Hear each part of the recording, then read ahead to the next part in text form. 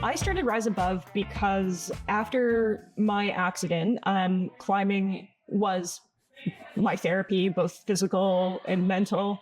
I joined the Canadian paraclimbing team and had the privilege of going down to a World Cup in Salt Lake City. And that was my first time really experiencing the disabled community, like on a large scale. And I wanted to have something like that in London, where I'm from, but nothing like that existed. And so I decided, you got to make it if you want it.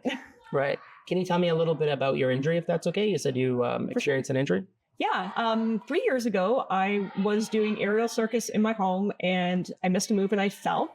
I dislocated my C6 and 7, which are now fused together, and was in a chair for a couple of months and then gradually relearned to walk. So climbing is something you did before your injury and after your injury. Yeah. I've been injured for over 2 decades, and during the beginning of my injury, I didn't like to do the things that I used to do because I'd seen the before me and the after me. Mm-hmm. What's it been like with something so challenging like climbing? It has been difficult at times, both with the comparing your before self and your after self. It's something I still struggle with to this day, but you do learn ways of adapting to your new body and applying different sorts of movement to get around the obstacles, I guess. So it's been positive. Yes. Yeah, it's taken time, but it's positive. So tell me a little more about the Rise Above Adaptive Climbing and the type of climbers that you help and what kind of equipment that you guys have. It doesn't matter what your disability is, you're welcome to come out to Rise Above. We have had people who are visually impaired, we've had amputees, people on the autism spectrum, everybody. And what does it entail to come here and try to climb? So when you show up and climb with us, we get you in your equipment. We've got volunteers here to help you to whatever degree you need. And some people don't need a lot of assistance. They're able to get their own gear on. We get them roped up and they're ready to climb. Some people actually need volunteers to help them maybe move some arms and legs that aren't as cooperative to help them get up to the top, but close to the top. That's great that you adapt to different types of abilities. So what kind of challenges have you experienced? One thing I find interesting about adaptive climbing is that I've never tried it myself, and it's been many years, mainly because I didn't know I could do it. So what kind of obstacles do you face with introducing people to the sport? I think that would actually be the main obstacle, is a lot of people making the assumption that because they may not have mobility in their lower limbs, for example, like I'm not going to be able to do it, not realizing that they definitely can. The reception overall has been fantastic. And at this point in time, I almost don't even need to do any advertising for it anymore because word has just spread. It's really good to hear. Yeah. And you guys climb exclusively here out of the Junction Climbing Centre in London? Not always. We've been to a gym in Stratford, Ontario a few times, and we're actually going to one in Guelph next month. Nice. So what's it been like getting back into it? Like, how far do you want to take this? Are you a competitive hopeful?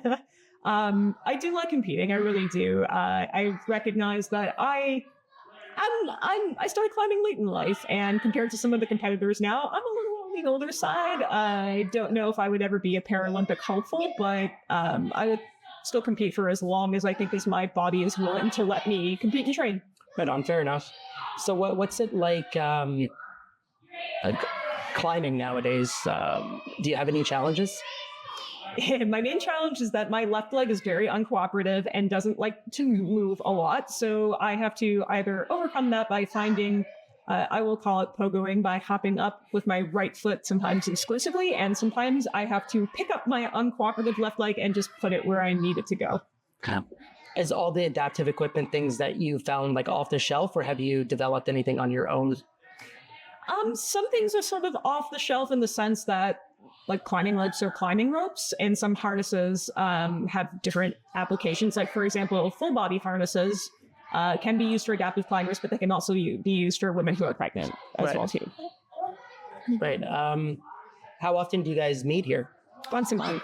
Once a month? I would love to do it more often, but it doesn't always work for my schedule. So I've been talking a lot recently with people about language, and I'm wondering, what is the correct term? Is it adaptive climber, paraclimber? What do you like? Both can be used. I find the consensus seems to be amongst the community, and this is very informal, that paraclimber or paraclimbing refers to the competitive aspect, and adaptive climbing is for everybody.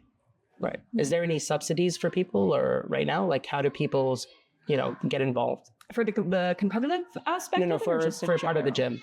So what we try to do to make it financially accessible to people is we do have a sliding scale pay system. Suggested fee is $20. That helps rise above pay for the gym rental fee. But if someone can't do that, then they can't do that, and that's fine. So I find the adaptations interesting because I want to try it with you, as you know. And you said I can be in a sitting position. Like what kind of different positions can you be in when climbing? So I guess three. I'll say three. So I guess more typically, people who do have light function are climbing, I guess, in an upright position, 4 points of contact on the wall, hands and feet. Some people do what we call campus climbing, which is they're climbing with just their hands, which means they're also in an upright but hanging position.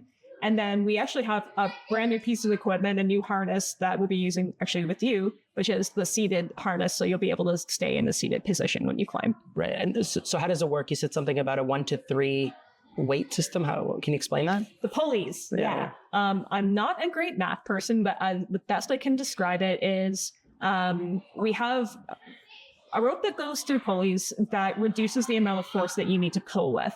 So if it's a 3-to-1 pulley, it reduces the amount of force that you would need to pull with by approximately 66%. Cool. Yeah, I'm really excited to try it. And so if there's someone out there like me who has a disability who wants to get into a new sport, what kind of advice would you give to get started? Just come out. If you're able to get into some stretching, do some yoga, just to make sure that, everyone, especially if you're a chair user, needs good arm muscles. Make sure we want to preserve those, make sure they stay nice and loose before you come on out. But truly, you don't need any experience to come out and do this. You can just come. We'll find a way.